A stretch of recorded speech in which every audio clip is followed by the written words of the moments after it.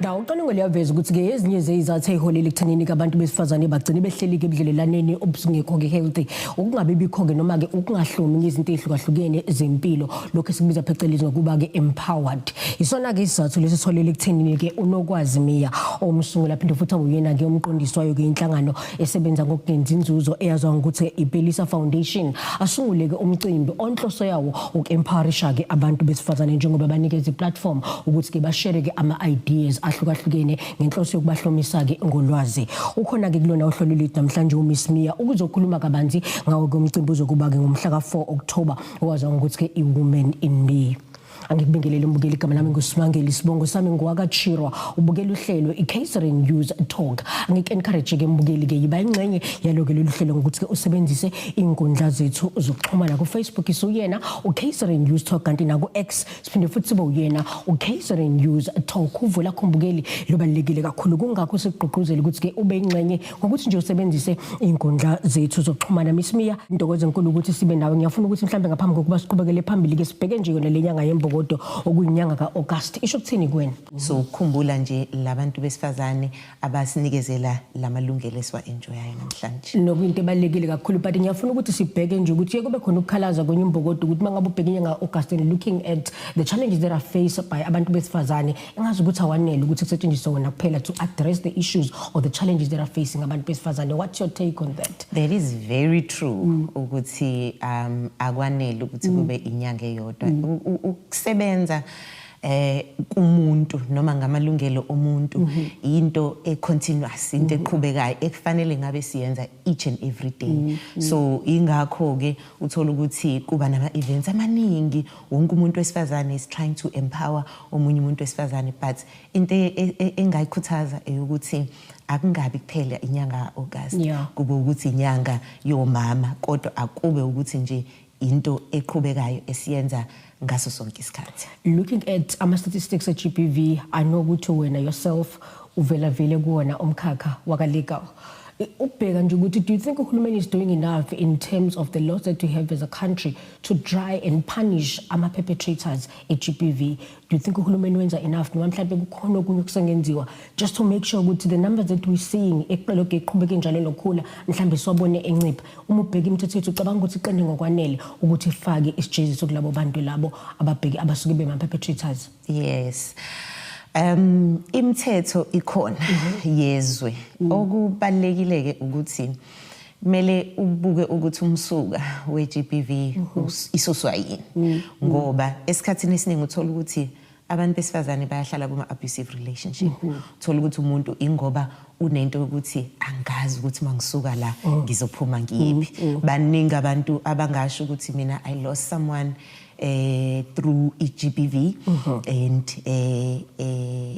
or domestic violence and lo muntu lona ngangimtshelile mhlambe ukuthi akenze kanje but okubalekile kakhulu ukuthi abantu ababe empowered. Umuntu akazi ukuthi it's not the end. Upremier wethu waseKZN uke washo wathi abantu besifazane they are still the face of poverty. So poverty esikhathini esiningi iyona driver umuntu ukuthi agcine ehleli kwi relationship. Uthola ukuthi une abusive spouse or partner for that matter. Mhlawumbe uthola ukuthi anishadile nokushada but uhleli kwi relationship because of survival. And that's the reason why you are doing the Women in Me event. Before we get into that, looking at abantu besifazane nje abakhona kulizwe laseNingizimu Afrika bevele indawo ezahlukahlukene, do you find that sesifikile esigabeni sokuthi siqonde ngamalungelo ethu and be even able to identify ukuthi you are in a relationship and usuya abuse la ukuthi no njengamanje ngazothi sengisesibeni ukuthi ngiya-abuse? Do you think sesiyaqonda ngokuphelele ukuthi mangabe khona nge-abuse in GBV? What are we talking about as women now? Ngicabanga ukuthi uma ngabe uku-abusive relationship it takes mhlambe umuntu oseduzane ukuthi aqhwebe ukuthi ayibo uyabona yini ukuthi awukho right. Abanye they are aware ezingisho bayabona ukuthi okay i-relationship engikuyona ayikho functional ayisebenzi kodwa because ngihlalela ukuthi ngisurvive ngiyahlala ngiyabo.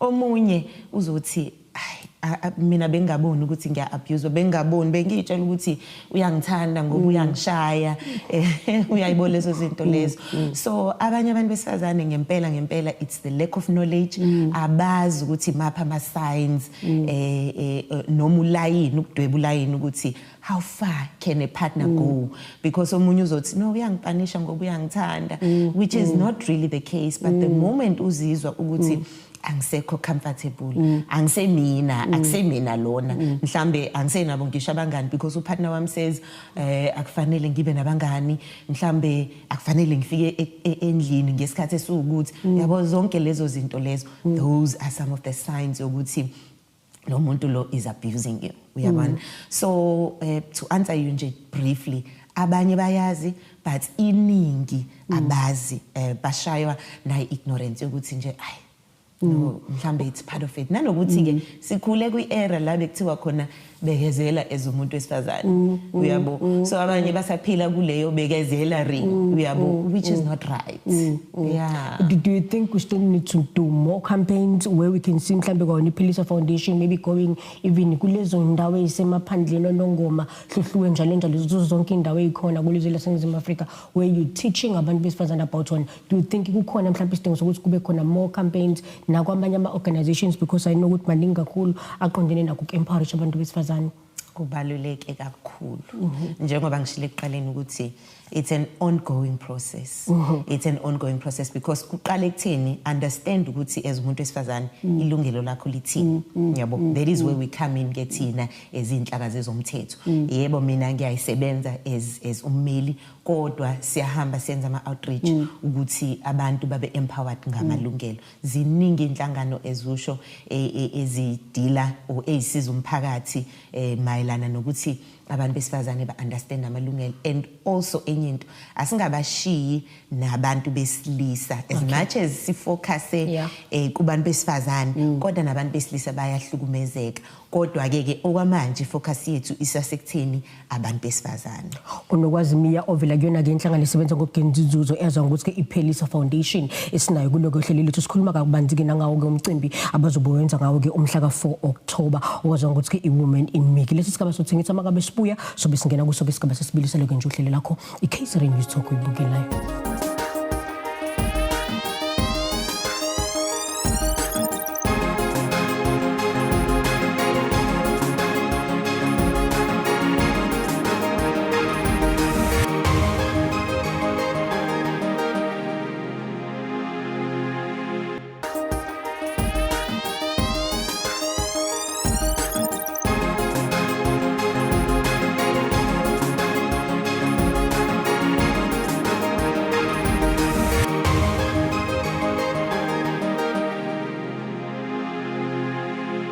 Asibingelele mbukeli sikomkeleke kusoke isigaba sesibilisa lokho nje uhlelo lakho iKaizer News Talk uyibukela igama lami nguSimangele isibongo sami ngwakachirwa ngikhumbuze ke mbukeli uhlelo lolu odlala njalo ke ngolesibili ngesikhathi sodwa u7:30 kwintandokazi kamabona kude wakho i1 Kaizer TV kanti kon DStv we are channel 261 yakwazi ukubona konke ke okusuka ukuhlala kwazo zonke inhlelo ezikhona kona ke umabona kude wakho kanti mawusanda kuvulela umabona kude wakho ngikhumbuze ukuthi ke kuluhlelo lethu sanjele uyena ke uMiss unokwazi Mia omsungula phinde futhi abuyena ke umqondiswayo kwenhlangano esebenza ngokugenza inzuzo eyazwa ukuthi ke iPhilisa Foundation abantu omcimbi omkhulu ke ngomhla ka4 October wazwa ukuthi ke iwomen in me nonhloso yawo ukunikeza abantu besifazane ke ama powers noma ke ukubahlomisa ngolwazi ukuze bizokwazi ke ukuthi ke bakwazi ukuyimele baphinde futhi bakwazi ke ukuthi ke bakwazi ukuthi babhekane nazo zonke ke izimo ikakhulukazi njengoba ucwaningo liyaveza ukuthi ke yiningi labantu besifazane ligcina ke lihleli ke ebudlelwaneni obungekho healthy ngenxa yokuthi ke alikho ke empowered yilona ke into bayishona kule nhlangano ukuthi ke abantu besifazane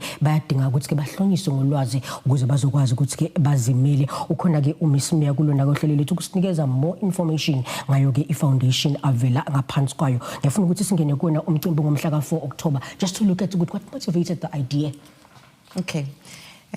Growing up elokishini as umuntu wesifazane omncane sikhula ama challenges ekhona yabo ukhula nje lokishini kukhona nje abantu nje abafana bahlala estradini ukwazi ukuthi mawuyojika liyakhona fanele ugijima you understand so umuntu kule elokishini, I'm putting that as a lighter note. Kodwa ke kukhona abantu abakhule ngaphansi kweingcindezi ezi-serious kakhulu.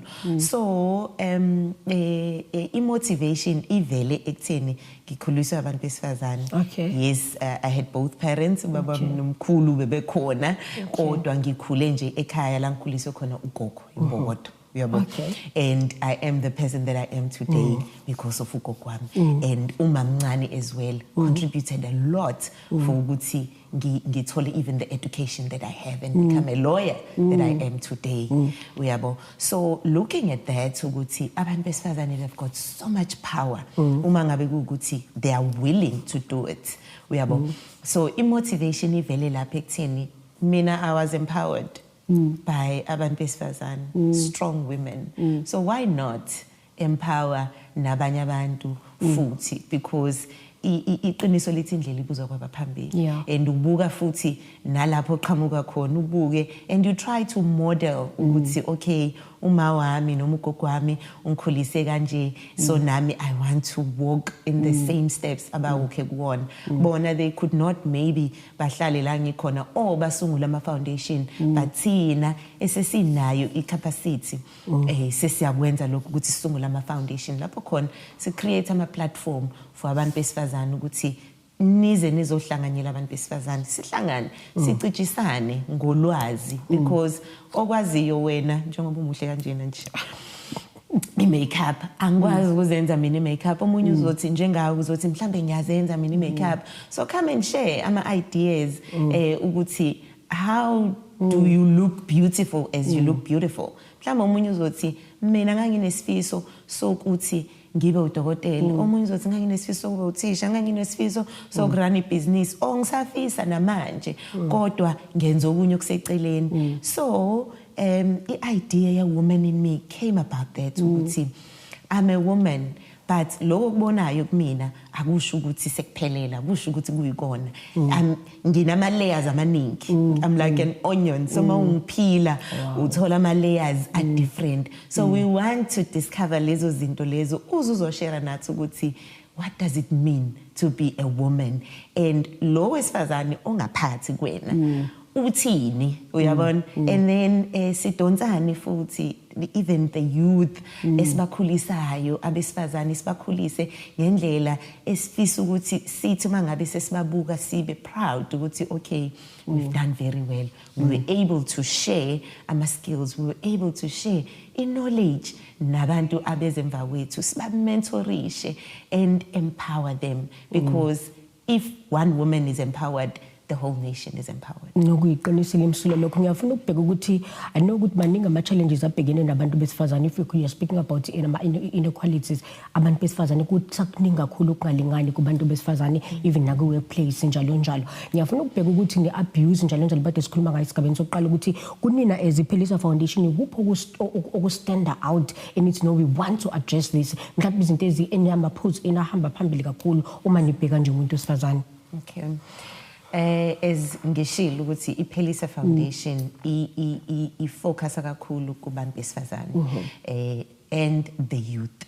Into esifisa ukuyibona kakhulu, sifisa ukubona abantu besifazane be-empowered ngolwazi lokuthi ngizenza kanjani ukuthi mina ngibe ngcono ukuze ngizokwazi ukuthi ngiyimele, ngiphume in an abusive relationship, ngikwazi ukuyimela, ngikwazi ukuyisustain, ngihambe ngiyosebenza, ngiyisebenzele mina. If it means ukuthi ama start a business, ngiliqale leli business, uyabona. And also ukucapacitate ukuthi yes, mhlawumbe you have realized ukuthi you've been in an abusive relationship, how do you then get out? Usizakala kanjani? Fortunately as you know ukuthi ngisebenza ngezomthetho, so umuntu unaleyo advantage ukuthi uyakwazi ukuthi umuntu advise even correctly to say umthetho ilungelo lakho nalo ngokwezomthetho lithini, uyabo.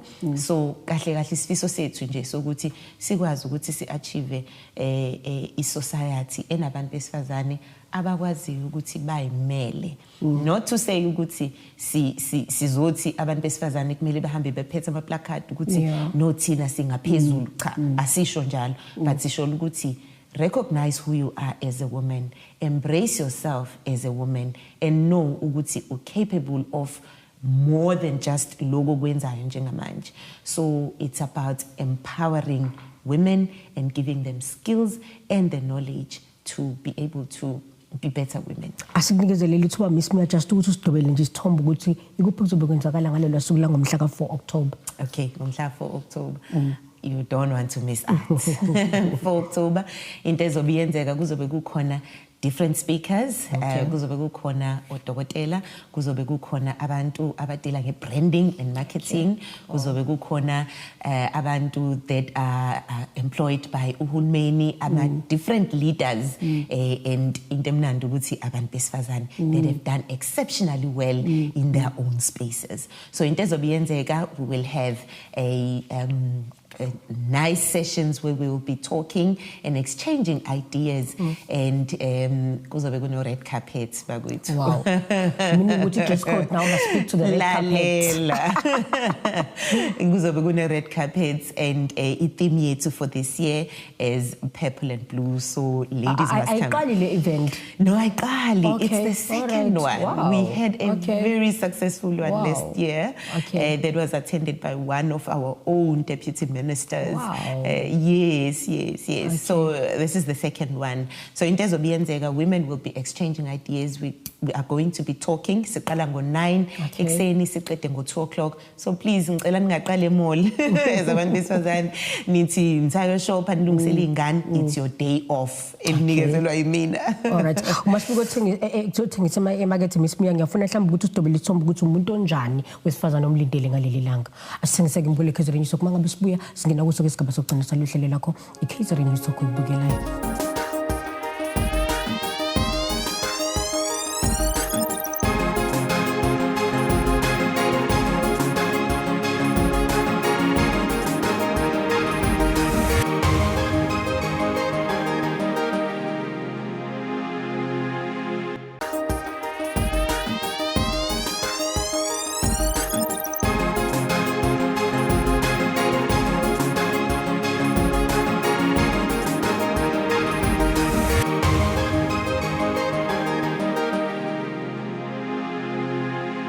Asikubingelele mbukeli sikamkeleke kusoke isigaba sokugcina saloke nje uhlelo lakho iCatherine Nyuso oyibukelayo. Ngiyafuna ukubheka la Miss Mia ukuthi kumbukeli wethu obukele ihlelo njengamanje sezwile ubuhle balomcimbi esezwe nezinhlobo zama guests azobe khona. Surely they want to be empowered nabo, they want to be part of the event enkulu kangaka we kunethuba lokuthi uzokwazi ukuthi mhlawumbe na impilo yakhe ashintshe ustakile la stakhe khona.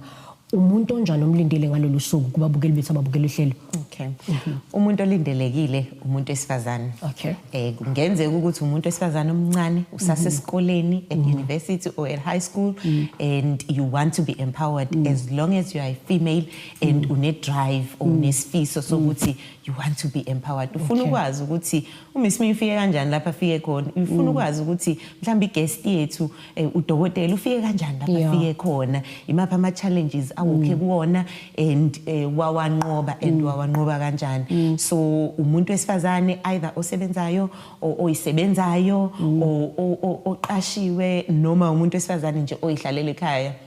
Excuse me, umama nje ohlele ekhaya, that is a leader, because ukuba leader akusho ukuthi kufanele kube khona abantu thwala isigqoko sokuthi I know mina ngiwumphathi, but nje as a female ophethe ikhaya lakhe uyi-leader. So it's every woman and also those that aspire to be leaders. So basically those are you spoke about young people, and I think it's very important because you spoke about unemployment as well. I know ukuthi bakhona abanye besifazane aspire ukuthi nabo babone babe ama-leader ngelinye ilanga. They're also welcome on the event. Yes, they are welcome. Yes, they are welcome. All right. Kukhona nje omunye umuntu obuyathi ayi lezi zinto zomntakabani ezabo o Miss Mia njengoba behamabeli njengoba benje hayi ngeke mina ngihlehlele emuva. Do you think this event has got a potential yokumshintsha umuntu mhlawumbe uthola ukuthi isimo sakhe asihambi kahle njengamanje, but uyayibona ngelinye ilanga Miss Mia, but isimo is not promising njengamanje kulowo muntu obukela ihlelo okuleyo situation? Do you think ukuthi ukuhambela lo mcimbi kukhona into okungayenza kuye in terms of changing isimo sakhe akusona? Kakhulu igama le event as Sishilo, it's a woman in me. Kungenzeka ukuthi bewunephupho lokuthi ngifisa ukuba udokotela, ngifisa ukuba ummeli, ngifisa ukuba unjiniyela. But lelo phupho aliphumelelanga, akusho ukuthi it's the end. Iza uzoba empowered, uzozwa ukuthi abanye abantu besifazane, how did they navigate? Because omunye umuntu uzothi, hey, mina anginayo imali, but akusiyona imali kuphela okwazi ukuthi uthole ngayo knowledge. Because omunye uzothi, mina bengifuna ukuya esikoleni, but come uzolalela ukuthi abanye abantu, how did they walk this walk ukuthi bafinyelele la befinyelele khona. Uyabo, because ziningi indlela zokufinyelela lapho ufuna ukufinyelela khona. It's not only one way. So lapha kule event uzozwa ube empowered ekutheni iziphi ezinye indlela ongayisebenzisa ukuthi ufike lapha. Kuzobe kukhona osomabhizinisi abayiqalele amabhizinisi abo from scratch, abazokwazi ukuthi bakutshela ukuthi no ngiqale la mina ukuze ngibe usomabhizinisi weqophelo eliphezulu. Omunye uzothi no, but mina I'm a housewife, but it doesn't mean ukuthi uzogcina ube housewife. How do you then move to the next level uma ngabe ukuthi unaso isifiso enhlizweni? Because umuntu esifuna ukudila naye ilo woman in me, lo ngaphakathi kuwena, lo mhlambe you are even afraid to even say ukuthi eish mina ilokho engifisa ukuba yikona. Sizokukhuthaza lapho ukuthi vuseleleka, ungaphelelwa amandla, and know ukuthi la ukhona akusiko nekupheleni. Khona isisho sithi iphupho alifi umphuphi engakafi. Uyabo, so sizogqugquzela lelo phupho lakho nje ukuthi nje gqugquzeleka, come and join us. Because you'll be surprised ukuthi even some of the speakers badlulile kulokho umbukile mhlawumbe adlula khona. Exactly, because uyabo ukuthi you never know, ubona umuntu namhlanje egqokile efaka isuit ehamba emsebenzini, but it doesn't mean ukuthi azange azawalk through ama-challenges. Bekukuphi, and uzothola ukuthi futhi even namanje they are still going through challenges, but asisize inkinga zethu. We cannot be walking emhlabeni looking like our problems. So we are creating these platforms for women to just come and, you know, let out lokhu abakuphilayo, and to create a safe space for us women, because sesadlula lesikhathi sokuthi pull her down, asekwadlula lokho isidala sokuthi angeke uzube yilutho mina ngingcono kunawe. No, sidlulile lapho. As women fanele sifunde ukuthi sisebenzisane, sifunde ukuthi sithandane, guys. Akukho ukudlula lokho. And kubaluleke kangakanani Miss Mia lokho kushaye kakhulukazi sikuyona inyanga yembokodo leyo empoweration like you are doing under iPhelisa Foundation? Kubaluleke kakhulu, kubaluleke kakhulu ukuthi empower one another.